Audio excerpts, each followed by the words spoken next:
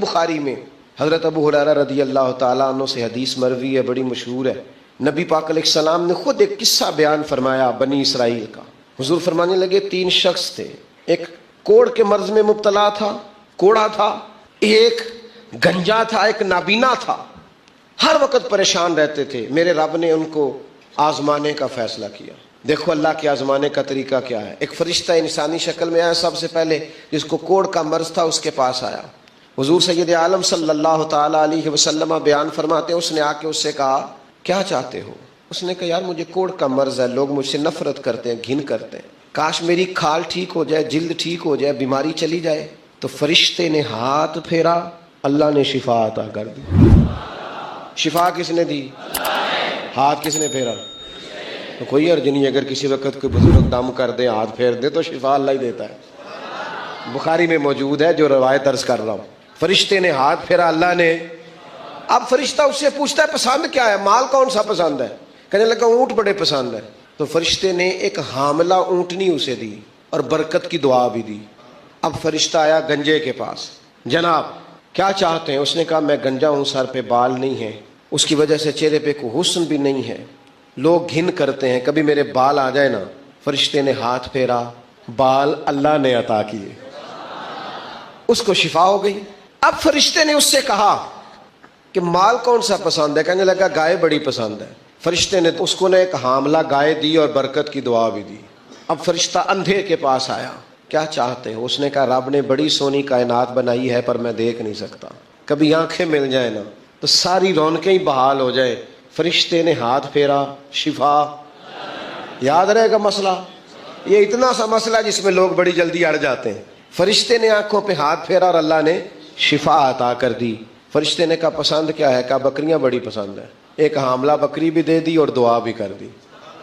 اب وہ جس کو اونٹنی دی تھی حاملہ، اس کی حضور فرماتے ہیں پوری وادی اونٹوں کی بھر گئی، اور جس کو گائے دی تھی اس کی پوری وادی گائیوں سے بھر گئی، اور جس کو بکری دی تھی پوری وادی ریوڑوں کے ریوڑ بکریوں کے تیار ہو گئے۔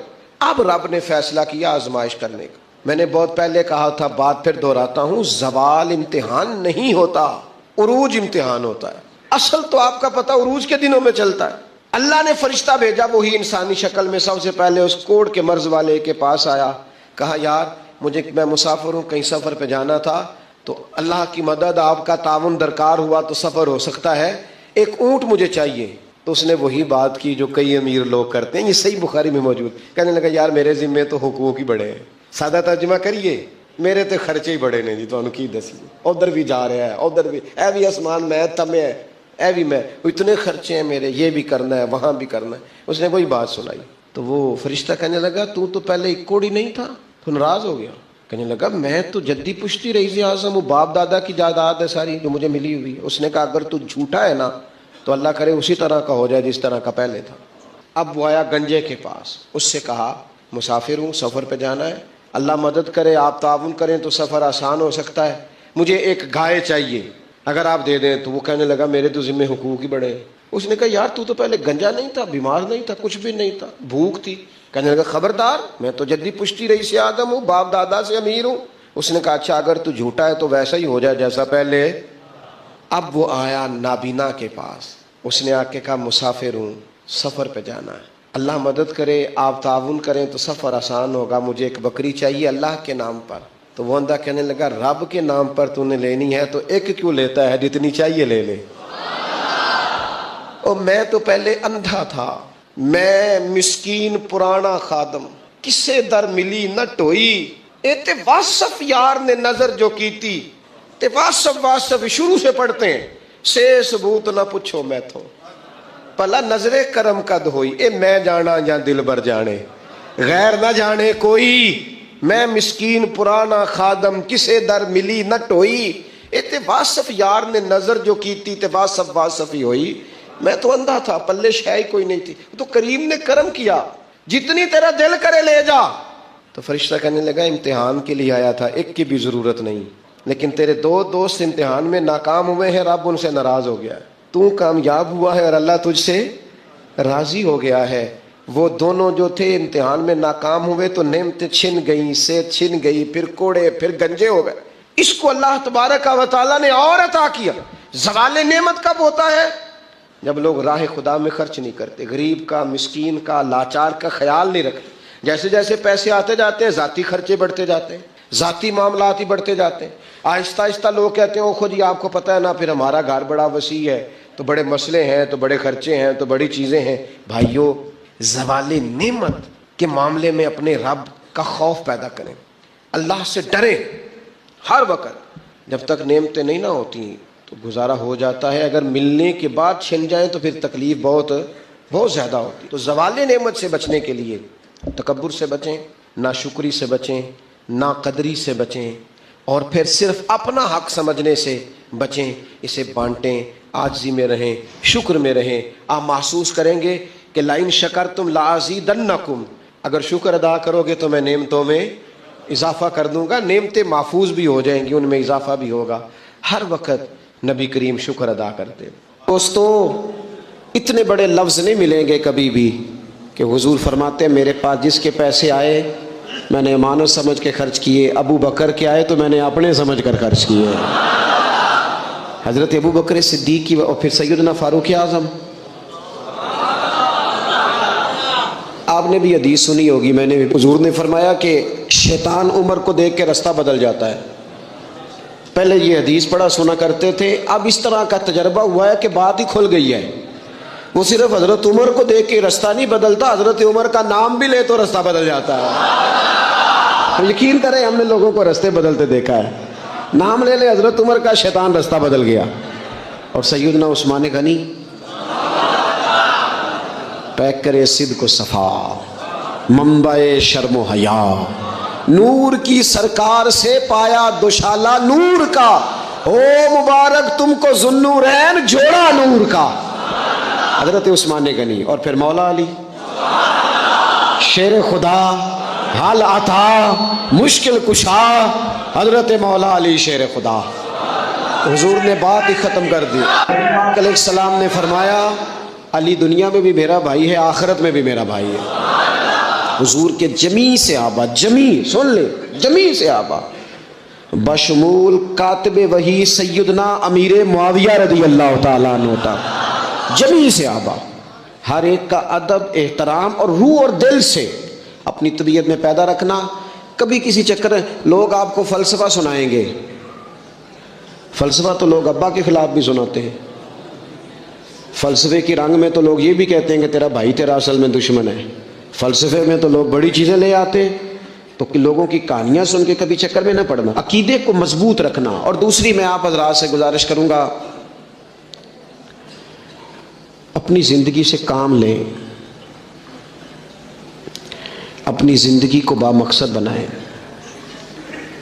اس سے پہلے کہ وجود تھکنے لگے، بیمار ہونے لگے، کمزور ہونے لگے، ایسا وقت آ جائے کہ لوگ نمازیں بھی کرسیوں پہ پڑھنے لگے، اپنے آپ سے کام لیں، سخت محنت کا عادی بنائیں اپنے آپ کو، جد و جہد کریں۔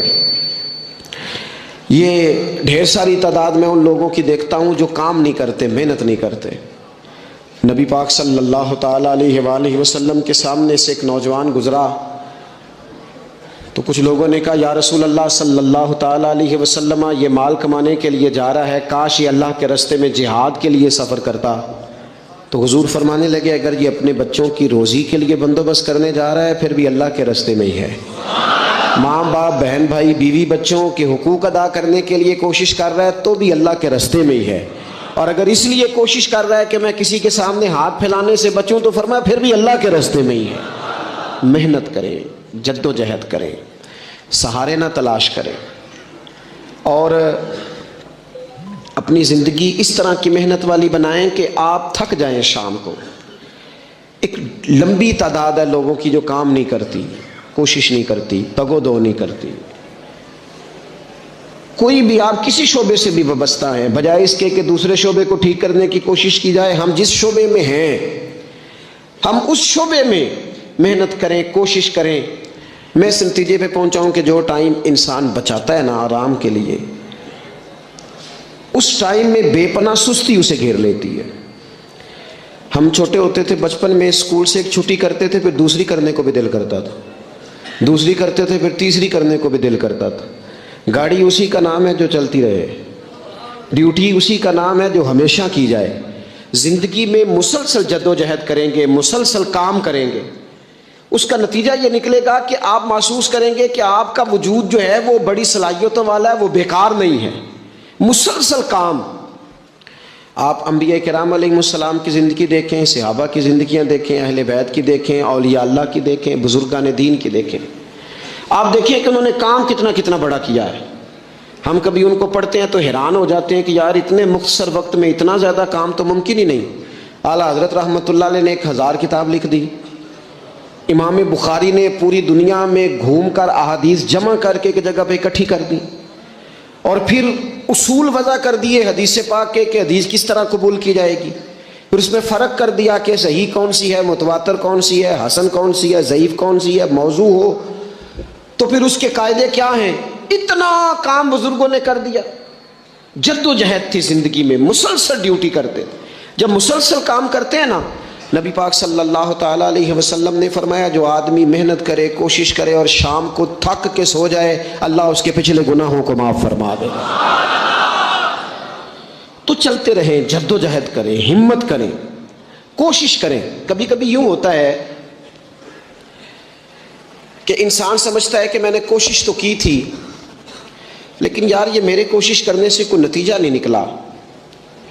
عارف رومی رحمۃ اللہ علیہ فرماتے ہیں کہ ایک شہر ایسا تھا جس میں ایک بیماری بار بار حملہ کرتی تھی، تو 3-4 پہاڑیاں ایک دوسرے کے اوپر تھیں، اکٹھے پہاڑ بنے ہوئے تھے، اس کے اوپر وہ جڑی بوٹی تھی جس سے اس بیماری کا علاج ہوتا تھا۔ تو کئی حکیموں نے بتایا کہ اگر وہ جڑی بوٹی حاصل کر لی جائے تو تمہارے شہر کے لوگ صحت یاب ہو سکتے ہیں، پر وہ 4 پہاڑیاں اوپر نیچے، اور پھر ڈھلان بڑی سیدھی تھی، جو پیر رکھتا پھسل جاتا، کوئی جرت ہی نہ کرتا اوپر جانے کی، لیکن لوگ بیمار تھے، تکلیف میں تھے۔ بالآخر ایک شخص نے ارادہ کیا کہ کب تک لوگوں کو بیماری سے سسکتے، تڑپتے، مرتے دیکھتا رہوں گا۔ اس نے کلاڑا اٹھایا، ہتھوڑا اٹھایا، پہاڑ کاٹنا شروع کیا کہ میں سیڑھیاں بناؤں گا اوپر جانے کے لیے۔ فرماتے ہیں کہ وہ پہاڑ کاٹ رہا تھا تو جو قریب آتے تھے نا، وہ اسے کہتے تھے پاگل ہو گیا تو اکیلا بندہ کیسے پہاڑ کاٹے گا، بیوقوف ہے، چھوڑ دے۔ اس نے کہا یار تم ساتھ نہیں چل سکتے تو حوصلہ شکنی تو نہ کرو، مجھے کچھ کرنے تو دو۔ سالوں لگ گئے، ایک پہاڑ کاٹ کے سیڑھیاں بنائی اس نے، پھر دوسرا پہاڑ شروع کیا، پھر سالوں لگ گئے، اور 2 پہاڑ کاٹے تھے، بڑھاپا آ گیا، بیمار ہو گیا، موت کا وقت آ گیا۔ اب چونکہ سیڑھیاں بن گئی تھی تو 2 پہاڑ کٹ گئے تھے، وہاں تک لوگ آنے جانے لگے تھے۔ این اس وقت جب وہ دنیا سے جا رہا تھا، پھر بھی کچھ لوگ حوصلہ شکنی کر رہے تھے، اسے کہہ رہے تھے خدا کے بندے کیا نتیجہ نکلا۔ کچھ لوگوں کی ڈیوٹی ہوتی ہے اپوزیشن کا کردار ادا کرنا، وہ ہر موقع پر حوصلہ شکنی کرتے ہیں۔ اب اس پر آخری وقت آ گیا ہے، باوجود اس کے کچھ لوگوں نے جا کے کہا کیا نتیجہ نکلا جی، پھر اوپر موت کا وقت آ گیا ہے، تو اوپر تک تو جا نہیں سکا، فائدہ کیا ہوا؟ وہ کہنے لگا بیوقوفو تمہیں پتہ ہی نہیں میں کامیاب ہو کے جا رہا ہوں۔ انہوں نے کہا کس طرح؟ کہنے لگا میں نے آدھا سفر آسان کر دیا ہے، اب جو میرے بعد آئے گا نا اسے 0 سے نہیں شروع کرنا پڑے گا، میں نے آدھا سفر اس کے لیے آسان کر دیا۔ وہ تیسرے پہاڑ سے شروع کرے گا، اور 2 کاٹے گا تو جڑی بوٹی تک پہنچ جائے گا، لوگوں کو شفا ہونے لگے گی اللہ کے فضل سے۔ ہم پتہ کیا کرتے ہیں، بالخصوص میرے وطن کا رواج یہ ہے کہ لوگ آدھا سفر بھی آسان کرنے کو تیار نہیں، وہ کہتے ہیں نہیں سارا ہی فلانا کرے گا۔ جتنے انبیاء دنیا میں آئے نا میرے دوستوں، وہ سارے کامیاب گئے، لیکن کسی کے ساتھ 4 امتی، کسی کے ساتھ 10، کسی کے ساتھ 100، کسی کے ساتھ 200، لیکن نبی کامیاب گئے۔ کیوں؟ کہ اللہ تعالیٰ نے جو ان کے ذمہ ڈیوٹی لگائی تھی، وہ ڈیوٹی انہوں نے پوری ذمہ داری سے سر انجام دی۔ اس ڈیوٹی میں انہوں نے کبھی کوئی کمی دکھائی تو اپنی زندگی میں جد و جہد کریں، کام کریں، بیٹھ کر صرف بات نہ کریں، تنقید نہ کریں، بیٹھ کر صرف منصوبہ بندی نہ کریں۔ اور میرے ملک میں بالخصوص یہ کام ہوتا ہے، تبصرے کرو، چینل کھولو، تنقید کرو، اندر کی خبر لے کے آؤ، کوئی کہانی سناؤ، کوئی نئی سٹوری بناؤ، لیکن کام نہ کرو۔ بڑی خوبصورت بات کی شاعر نے، اس نے کہا شکوہ ظلمت شب سے تو کہیں بہتر تھا، اپنے حصے کی کوئی شمع جلاتے جاتے۔ لوگ تعلیم نہیں حاصل کر رہے تو بھئی آپ ایک بچے کا خرچ اٹھا لیں، کسی غریب کا آپ اسے پڑھا دیں، ایک بندہ تو آپ کی وجہ سے تعلیم یافتہ ہو جائے۔ لوگوں کو کھانا نہیں مل رہا، بھوکوں مر گئے لوگ، حکومتیں کچھ نہیں کر رہی، آپ 10 بندوں کی ذمہ داری اٹھا لیں، آپ غریبوں کو دیکھ لیں، 10 لوگوں کے گھر میں آپ کھانا پہنچانا شروع کریں۔ اور یہ ہوتا رہا ہے، لوگ یہ کام کرتے رہے، یہ ڈیوٹیاں ہمارے بزرگوں نے سر انجام دی ہیں، 2 کر کے، 4 کر کے، 6 کر کے انہوں نے کام کیا ہے۔ اپنی ذمہ داری کا احساس کریں، مسلسل کام کریں، مسلسل جد و جہد کریں، مسلسل ڈیوٹی کریں۔ اور پھر میری تیسری گزارش آپ سے یہ ہے کہ جس طرح آپ اپنے گھر میں آپ کی ذمہ داریاں ہوتی ہیں، اور اگر آپ ذمہ داری ادا نہیں نہ کرتے تو احتجاج ہوتا ہے۔ ماں کو ٹائم نہیں دیتے تو ماں بھی احتجاج کرتی ہے، گھر والی کو ٹائم نہیں دیتے تو وہ بھی احتجاج کرتی ہے، دوستوں کو وقت نہیں دیتے تو وہ بھی اس کا شکوہ کرتے ہیں۔ تو آپ کے ذمہ جتنی بھی ذمہ داریاں ہیں، آپ پڑھاتے ہیں، کلاس میں وقت پہ نہیں آتے تو اس کا اظہار کیا جاتا ہے۔ ہم نے اپنے ذمے جو ذمہ داریاں لی ہیں پوری کرتے ہیں۔ میں آج آپ کو یہ پیغام دینا چاہتا ہوں کہ ایک ڈیوٹی دین کی بھی اپنے ذمے لیں، ایک ڈیوٹی، ایک کام اپنے ذمے لے لیں۔ آپ اپنے علاقے کی مسجد میں جھاڑو دینے کی ڈیوٹی لے لیں۔ آپ یہ ذمہ داری لے لیں کہ مجھ سے کچھ نہیں ہو سکتا تو میں ہفتے کے بعد مسجد میں جاؤں گا اور قرآن مجید کو میں صاف کر کے، جھاڑ پونچھ کے، ترتیب کے ساتھ مرتب کروں گا۔ مجھے اگر ناظرہ قرآن مجید ٹھیک پڑھنا آتا ہے تو میں 10-11 بچوں کا روز سبق سنوں گا، آگے پڑھاؤں گا۔ کوئی ذمہ داری لیں، دین کی کوئی ڈیوٹی اپنے ذمے لیں۔ اگر مالی طور پر آپ تعاون کر سکتے ہیں تو کسی جگہ، کسی مسجد میں، مدرسے میں، خیر کے کسی کام میں شامل ہو جائیں۔ دین اسلام کے ساتھ عملاً تبلیغ میں اپنا کام کریں، ذمہ داری ہر دنیا کا کام مینج کر کے، مرتب کر کے کیا جانے لگا ہے۔ معیشت ہو، معاشرت ہو، تعمیرات ہو، دین کا کام ہے وہ اسی طرح چل رہا ہے۔ محفل آ گئی، برکت کے لیے محفل کر لو، جمعہ آ گیا پڑھ لو، تراویح ایک حافظ صاحب مقرر کر لو۔ بھئی آپ اس کو مینج کریں، ساری دنیا میں چیزیں مینج کی جاتی ہیں، آپ اسے مینج کریں۔ آپ خطیب صاحب سے فرمائش کریں کہ مجھے آپ جمعے والے دن اس موضوع پر کچھ سنائیں۔ آپ مسجد کے امام سے اس بات کی فرمائش کریں کہ آپ تراویح میں جو قرآن مجید سنائیں گے مہربانی کریں ہمیں اس کا خلاصہ بھی بیان کر کے سنائیں۔ آپ تھوڑی کوشش کریں گے تو آپ دیکھیں گے کہ بیان کرنے والوں کا بھی ذوق بڑھے گا۔ کچھ تھوڑی ذمہ داری کا احساس کریں۔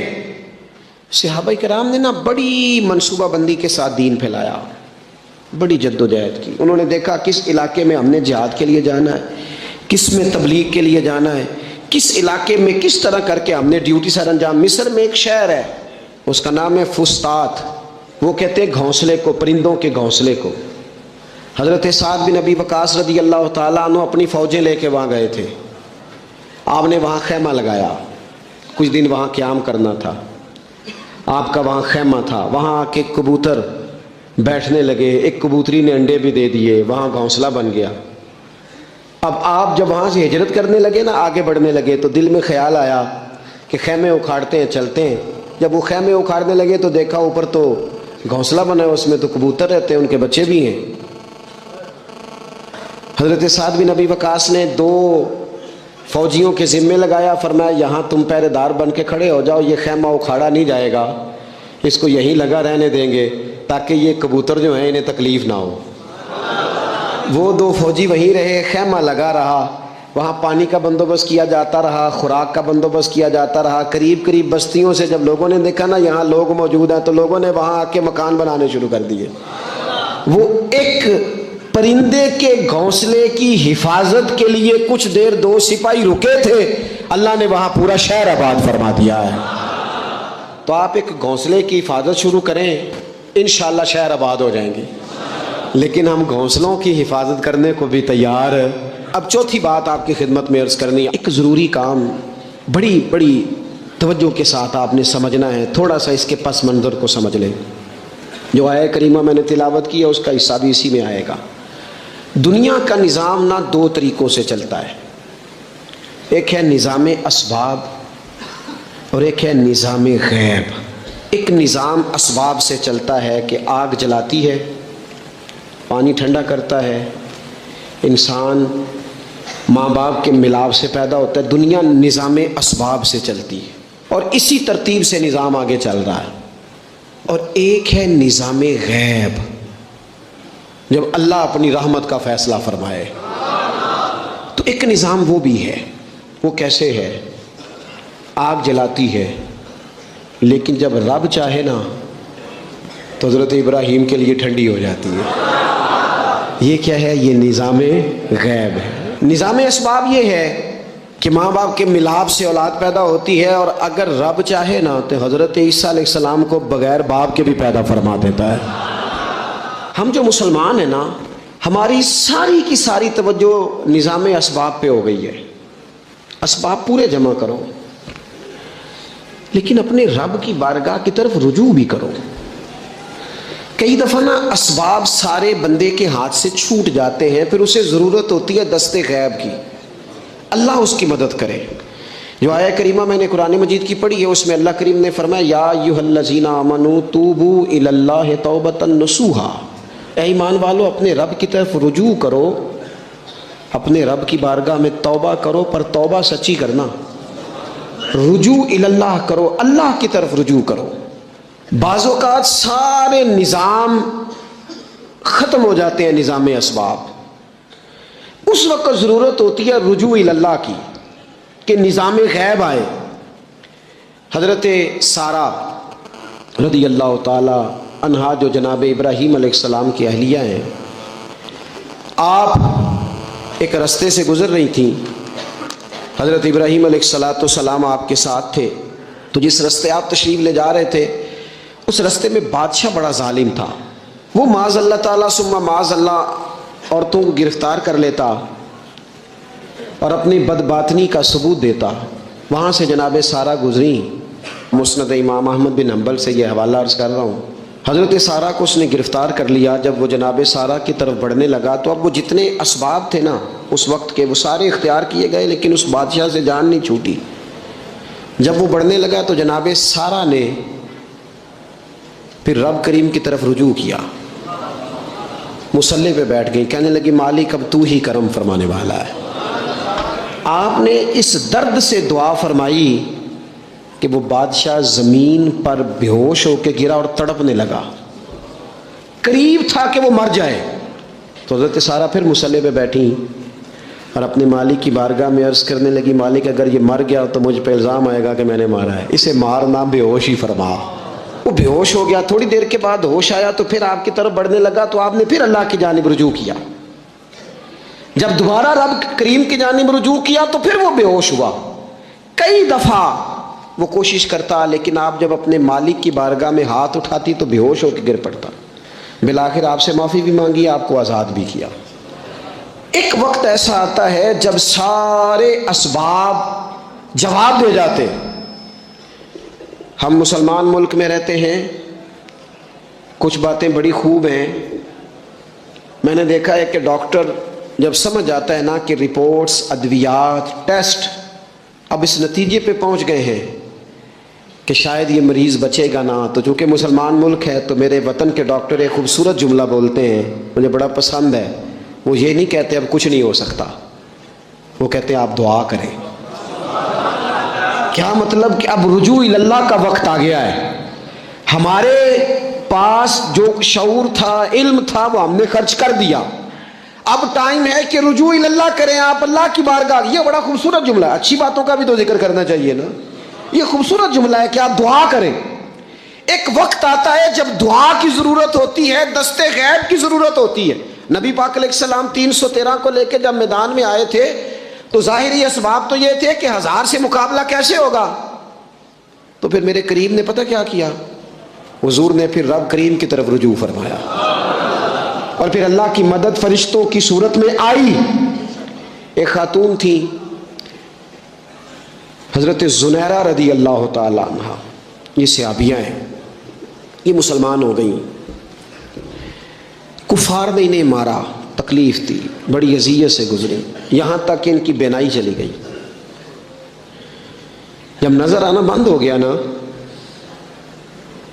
تو دور تھا مکے کا، کفار کی عورتوں نے معاذ اللہ تانا دیا کہ دیکھا نا لات و منات، یہ ان کے بتوں کے نام ہے، معاذ اللہ لات و منات تیری نظر لے گئے، اب تو کیا کرے گی؟ تو انہوں نے جب یہ تانا دیا تو جناب زنیرہ رضی اللہ تعالیٰ عنہ نا ایمان، عقیدہ، یقین، توکل، اللہ کی بارگاہ کی طرف رجوع، سارے حوصلے جمع کر کے کہنے لگی چپ کرو، اگر میرا رب چاہے گا تو اسی طرح میری آنکھیں واپس لوٹا دے گا، پورے توکل سے۔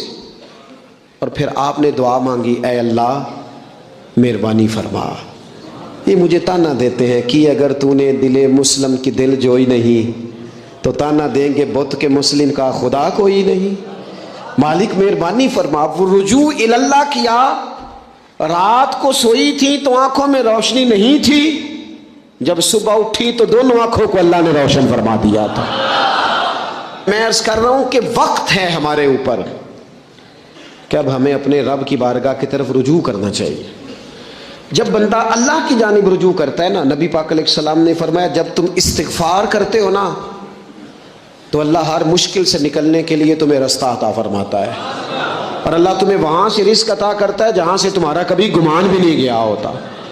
کبھی نہ توجہ کریں، جب پوری طرح ٹوٹ جائیں نا پھر توجہ کریں رب کی جانب، جب پوری کوشش کریں کام نہ ہو تو پھر بیٹھ جائیں اپنے مالک کی بارگاہ میں، مالک اسباب جمع کر لیے اب تو مدد فرما۔ جب پوری طرح حضرت ابراہیم علیہ السلام کے پاس مہمان بڑے آیا کرتے تھے، مہمان نواز بھی بڑے تھے، بغیر مہمان کے کھانا ہی نہیں کھاتے تھے، بڑے مہمان نواز تھے۔ تو قحط پڑ گیا مصر میں، غلہ ہی نہیں ملتا۔ حضرت ابراہیم کا ایک دوست تھا، آپ فلسطین میں تھے، وہ مصر میں تھا، آپ نے اس کے پاس اونٹ بھیجے کہ 4-5 اونٹوں پر غلہ اناج رکھ کے مجھے روانہ کر تاکہ میں اپنے جو میرے پاس مہمان جمع ہیں ان کو کھانا تو دے سکوں۔ وہ اونٹ روانہ ہو گئے، حضرت حکیم الامت مفتی احمد یار خان صاحب رحمۃ اللہ لکھا ہے، چلے گئے اونٹ۔ اب مہمان جمع ہیں، ان کو بھی خبر دے دی گئی ہے کہ آپ فکر نہ کریں، غلہ مصر سے آنے لگا ہے، کھانا ملے گا۔ لیکن جب وہاں اٹھ گئے تو انہوں نے کہا قحط چونکہ بہت زیادہ تھا، اناج ساری ہم تقسیم کر چکے ہیں، اب تو ہمارے پاس غلہ نہیں ہے۔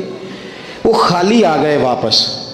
جب وہ خالی واپس آ رہے تھے نا اونٹ، تو جو آپ کے خدام لینے گئے تھے ان کے دلوں میں یہ خیال آیا کہ ہم اگر خالی واپس جائیں گے تو وہ جو مہمان ہیں وہ دیکھیں گے تو وہ تو بڑی آس امید لگائے بیٹھے ہیں کہ ہمیں آج کھانا ملے گا، تو وہ تو بیچارے مایوس ہو جائیں گے۔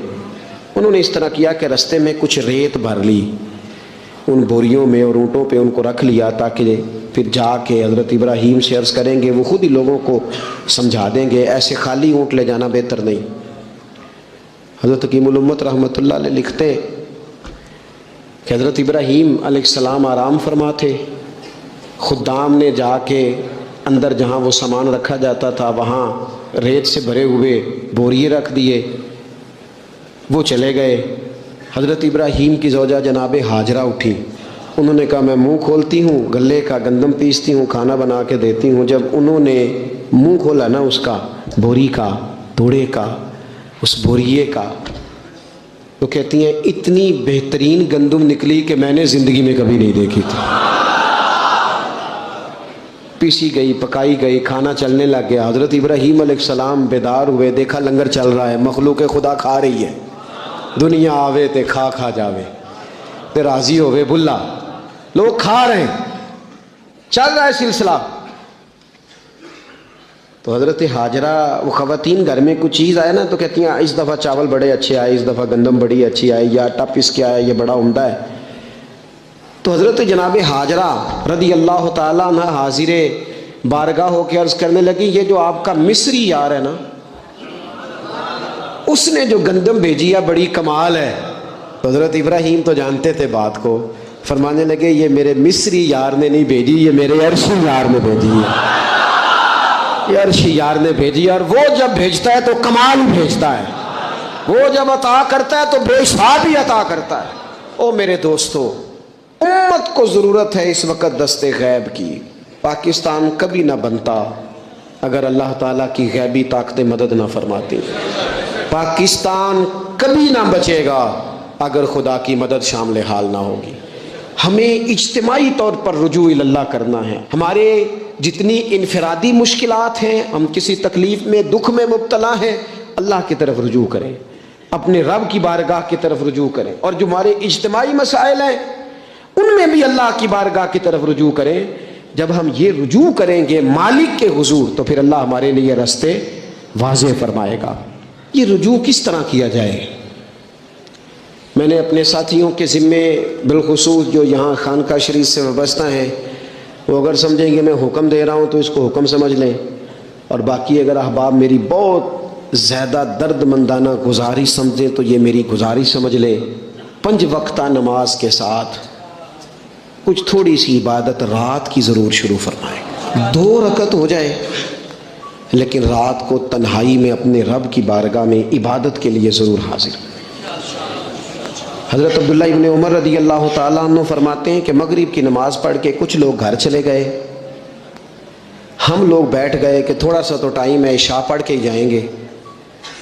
فرماتے ہیں اللہ کے محبوب علیہ السلام بھی تشریف لے گئے، تھوڑی دیر کے بعد محبوب اس تیزی سے تشریف لائے کہ مقدس سانس پھولا ہوا محسوس ہو رہا تھا۔ ہم نے عرض کی یا رسول اللہ ہمارے ماں باپ قربان، کیا ہوا؟ تو محبوب فرمانے لگے کیا کر رہے ہو؟ عرض کی یا رسول اللہ نماز، سوچا ہے چلو تھوڑا سا تو ٹائم ہے، بیٹھتے ہیں اللہ اللہ کرتے ہیں، عشاء پڑھ کے جائیں گے۔ تو محبوب فرمانے لگے میرے پاس جبریل امین آئے ہیں، انہوں نے آ کے عرض کی یا رسول اللہ آپ کے غلام مسجد میں بیٹھے ہیں عشاء کی نماز کے انتظار میں، اور رب فرشتوں کے سامنے ان پر فخر فرما رہا ہے۔ یہ جو عبادت ہے نا نفلی، یہ طاقتور کرتی ہے بندے کو۔ حضور فرماتے ہیں کہ جب بندہ نفل پڑھتا ہے تو اللہ فرماتا ہے پھر تو میں اس کے ہاتھ بن جاتا ہوں، پیر بن جاتا ہوں، آنکھیں بن جاتا ہوں۔ کیا معنی کہ اس میں خدائی طاقتیں آ جاتی ہیں، دوست مرید بھی ہوتے ہیں، سلسلوں میں بھی داخل ہوتے ہیں۔ عبادات کا مزاج نہیں بناتے، کچھ نوافل کا ذہن ضرور بنائیں، رات کو کچھ ٹائم ضرور اللہ اللہ کریں، اپنی زندگی کا اسے معمول بنا لیں۔ اور 3 وظیفے آپ کی خدمت میں عرض کرنے ہیں۔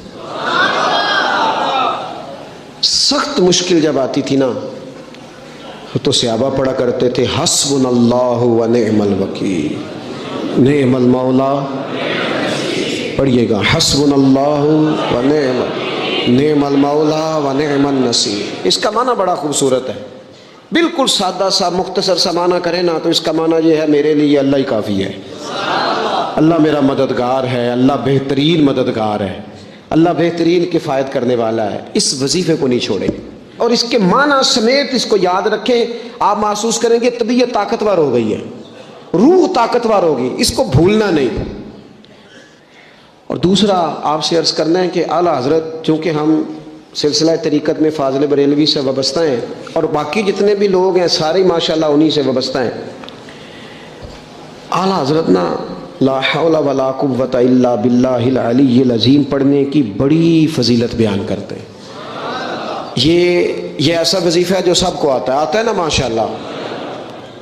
نبی پاک علیہ السلام نے فرمایا یہ اللہ کے عرش کے خزانوں میں سے خزانہ ہے۔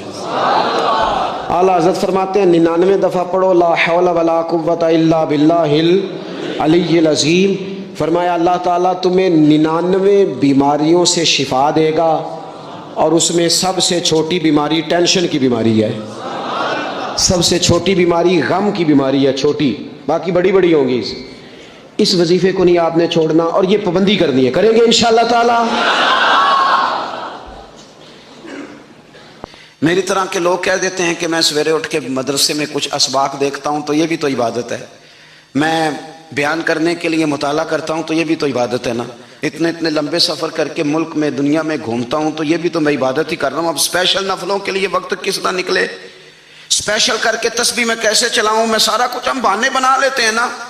میرا سوال یہ ہے کہ یہ ساری باتیں صحابہ کو، نبی کریم کو، دیگر لوگوں کو بھی تو پتہ تھی نا، لیکن آپ غور تو کریں 23 سال حضور کو وقت ملا، مختصر وقت ظاہراً تبلیغ کرنے کے لیے، پوری دنیا میں دین بھی پھیلانا ہے، گھر میں 11 ازواج ہے، 4 بیٹیاں ہیں، ان کی اولادیں، سارے کام کاج بھی دیکھنے ہیں، لیکن سیدہ طیبہ طاہرہ حضرت عائشہ صدیقہ رضی اللہ تعالیٰ عنہ فرماتی ہیں سارا دن تبلیغ کرتے، ہر غلام کے دکھ سنتے، گھر میں آتے تو اپنے گھر والوں کا خیال کرتے، کام میں ہمارا ہاتھ بٹاتے۔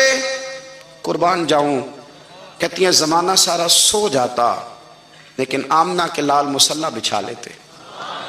دنیا سو گئی ساری، سب سو گئے، جو خدام تھے، وہ جو غلام تھے، وہ سو گئے. صحیح مسلم میں لفظ ملیں گے، سیدہ پاک فرماتی ہیں او میرے نبی کے غلاموں، میں نے یہ رنگ بھی دیکھا ہے کہ حضور نے اتنا کھڑے رہے، اتنا قیام کیا کہ مقدس پیروں میں ورم آ گئے، سوج گئے پیر. اتنے بڑے دل پہ ہاتھ رکھ کے نہیں بتا سکتا کہ میرے کبھی نماز میں پیر سوج گئے، کوئی نہیں بتا سکتا. بچوں کی روٹی کماتے تھک گئے، بات الگ ہے. ہم سیر کرنے گئے تو تھک گئے، بات الگ ہے. لیکن عبادت میں یہ بھی تو مسلم شریف ہے نا، یہ بھی تو دین ہے نا، یہ بھی تو حضور کی سنت ہے، یہ بھی تو وہ چیز ہے جو کریم کی آنکھوں کی ٹھنڈک ہے. سیدہ فرماتی ہیں پیروں میں ورم آ گئے، اور ساری رات ہی حضور نے نماز پڑھی اور ایک ہی آیت بار بار دہرائی. مسجد نبوی میں بلال حبشی نے فجر کی اذان دے دی اور حضور ابھی مصلی پہ تھے. کریم فارغ ہوئے، میں نے عرض کی یا رسول اللہ صلی اللہ علیہ وسلم، آپ کے تو صدقے اللہ اگلے پچھلوں کے گناہ معاف کرے گا، تو آپ اتنی آہوزاری کیوں فرماتے ہیں؟ آپ تو شفیع ہیں، آپ تو انبیاء کے امام ہیں. تو حضور نے فرمایا عائشہ تم نے گنوایا ہے نا میرے اللہ کی مجھ پر کتنی رحمت ہے. افلا اکون عبدا شکورا، فرمایا اگر اس نے اتنی نعمتیں دی ہیں تو کیا میں اس کا شکر گزار بندہ نہ بنوں؟ میں شکر گزار بندہ نہ بنوں اس کا؟ پھر اگر اتنی نعمتیں اس نے دی ہیں، مجھے اتنا نوازا ہے، تو پھر میں اس کے سامنے سجدے نہ کروں؟ او میرے بھائی، بڑے قابل فخر لوگ ہیں ہم کہ ہم نبی پاک کے غلام ہیں.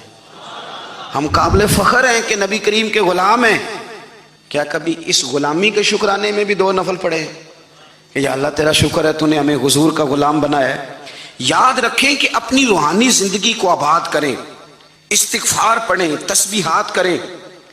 حضرت عبداللہ ابن عمر رضی اللہ تعالیٰ عنہ حضرت عمر کے صاحبزادے، مکہ مکرمہ میں ان کی قبر ہے. میں نے جب انہیں پڑھا تو مجھے ان سے بڑا پیار ہو گیا.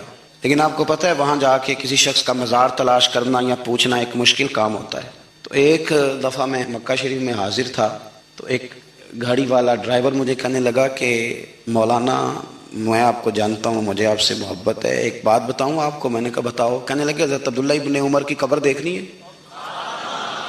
میں نے کہا یہ تو نہیں کہہ رہا، یہ کسی نے بندوبست کرایا ہے، یہ اللہ نے تیرے دل میں بات ڈالی ہے، یہ ہو گیا تو لے چل مجھے. حضرت عبداللہ ابن عمر کو نبی پاک نے فرمایا تھا راجل صالح، یہ نیک بندہ ہے، یہ متقی آدمی. حضرت عبداللہ ابن عمر رضی اللہ تعالیٰ عنہ سیدنا فاروق اعظم رضی اللہ تعالیٰ عنہ کے صاحبزادے ہیں، اور ان کی ہمشیرہ سیدہ حفصہ رضی اللہ تعالیٰ عنہ حضور کی زوجہ محترمہ ہیں. ایک دن اپنی ہمشیرہ سے کہنے لگے کہ نبی کریم صلی اللہ تعالیٰ علیہ وسلم گھر میں آئے نا، اور اگر حضور غم امت میں پریشان نہ ہوں، طبیعت کو حشاش بشاش دیکھو، تو ذرا پوچھنا تو صحیح حضور کا میرے بارے میں کیا خیال ہے. پوچھنا تو صحیح کہ کریم کی بارگاہ میں میرا کیا مقام ہے، میرے بارے میں حضور کیا فرماتے ہیں. اب بہن کو کام بتائے، اور بتائے بھی بھائی، اور پھر بہن وہ کام نہ کرے، یہ تاریخ میں ہوتا نہیں. حضرت عمر فاروق رضی اللہ تعالیٰ عنہ کی صاحبزادی ام المومنین رضی اللہ تعالیٰ عنہ فرماتی ہیں کہ میں تو بس منتظر تھی. انہوں نے تو کہا تھا نا کہ اگر تم حشاش بشاش دیکھو تو بات کرنا، لیکن حضور تشریف لائے، میری باری تھی، میرے گھر تشریف لائے، کھانا پیش کیا تو فوراً میں نے عرض کی حضور ایک بات پوچھنی تھی. تو حضور نے فرمایا پوچھئے. میں نے عرض کی حضور میرے بھائی عبداللہ ابن عمر کے بارے میں آپ کا کیا خیال ہے؟ نوجوانوں میری بات پہ غور کرنا، میرے بھائی کے بارے میں آپ کا کیا خیال ہے؟ تو نبی کریم صلی اللہ تعالیٰ علیہ وآلہ وسلم نے میری طرف دیکھا، اور پھر حضور زیر لب تھوڑا مسکرائے. اور بریلی کے امام کہتے ہیں کہ حضور مسکرا دیتے تھے نا تو جو بڑا دکھی ہوتا تھا وہ بھی ہنس پڑتا تھا. اب سوال پیدا ہوتا تھا کہ پھر تو اس مسکراہٹ کے لیے انتظار کرنا پڑتا ہوگا کئی مہینے کہ حضور مسکرائیں تو رونے والے ہنسیں. تو اعلیٰ حضرت فرماتے نہیں، انتظار نہیں کرنا پڑتا، یہ مسکراتے رہنا تو حضور کی عادت ہے. جس کی تسکین سے روتے ہوئے ہنس پڑے، اس تبسم کی عادت پہ لاکھوں سلام. یعنی یہ تو عادت ہے حضور کی مسکراتے رہنا، اس کے لیے انتظار نہیں کرنا پڑتا. بھائیو آپ خیال رکھیں گے، غور کریں گے. حضرت عبداللہ ابن عمر رضی اللہ تعالیٰ عنہ کے بارے میں پوچھا تو سیدہ فرماتی ہیں کہ نبی کریم صلی اللہ تعالیٰ علیہ وسلم نہ زیر لب مسکرائے اور فرمایا حفصہ تیرا بھائی ہے تو اچھا، لیکن میں نے سنا ہے کہ عشاء کی نماز پڑھتا ہے تو فجر تک سویا ہی رہتا ہے. او نوجوانوں، 10 بجے تک سونے کی بات نہیں ہوئی، 9 बजे तक सोने की बात नहीं हुई, 11 बजे उठने की बात नहीं। हुजूर फरमाने लगे मैंने सुना है कि इशा की नमाज पढ़ के सो जाता है और फजर तक सोया ही रहता है, उसे चाहिए कि तहज्जुद के वक्त उठा करे, अल्लाह की बारगाह में हाजिर हुआ करे, आहुजारी करे, सजदे करे, इबादत करे। उठता है और फजर में जाके उठता है। हजरत जनाब अफसा रदी अल्लाह ताला अन्हा कहती है मैंने जनाब अब्दुल्ला इब्न उमर को पैगाम दिया और मैंने कहा मेरे जवान भाई सुन, नबी पाक ने फरमाया है तो अच्छा पर तहज्जुद में नहीं उठता, नफल नहीं पढ़ता।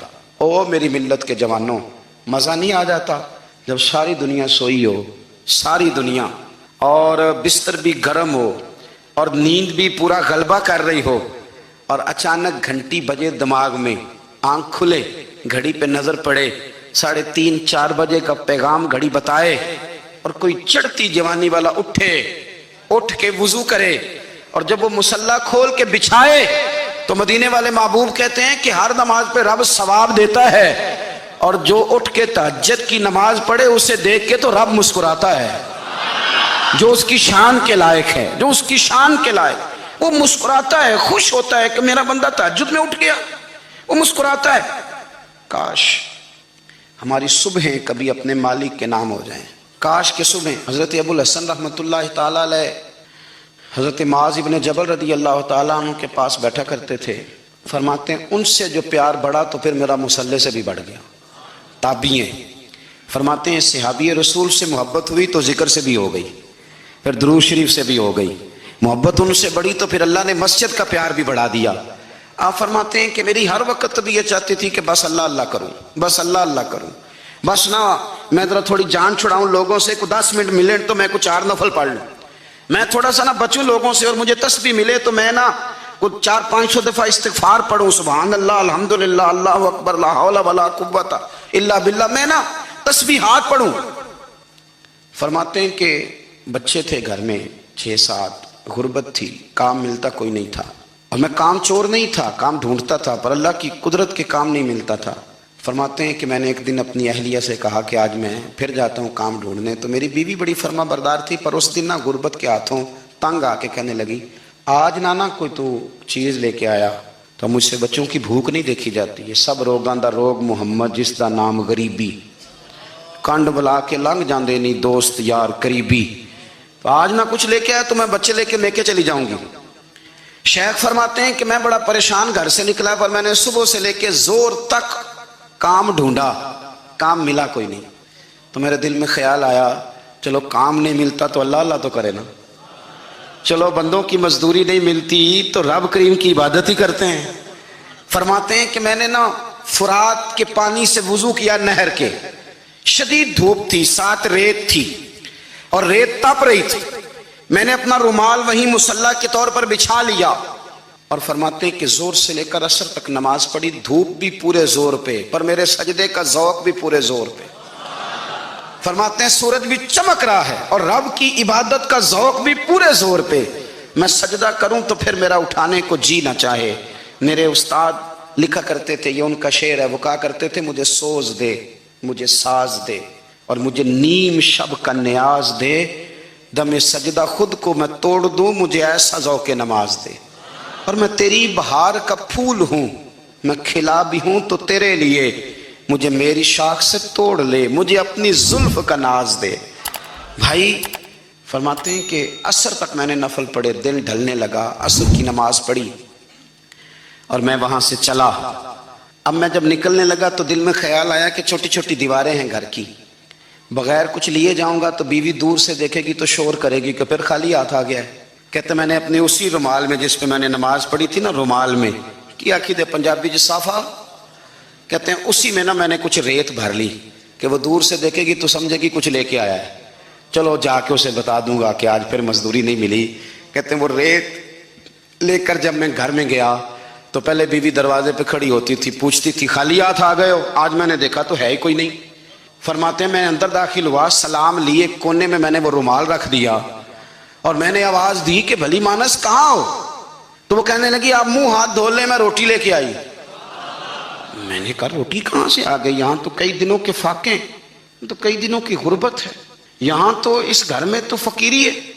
فرماتے ہیں کہ وہ روٹی لے کے آئی اور اس وقت کی جو موجودہ نعمتیں تھیں، سمجھ لیں سلاد، اچار، ہر چیز ساتھ لائی۔ میں نے کہا کہ بچے کہاں گئے؟ کہنے لگی وہ کھانا کھا کے کھیلنے گئے، آپ کھانا کھا لیں آ جاتے ہیں۔ کھانا اس نے چن دیا۔ میں نے حیرت انگیز لہجے میں ساری نعمتیں اپنے دسترخوان پہ دیکھ کر کے بیوی سے پوچھا یہ کہاں سے آیا کھانا؟ بچوں کو تو نے کہاں سے کھانا کھلایا؟ یہ سارا کچھ کیسا ہے؟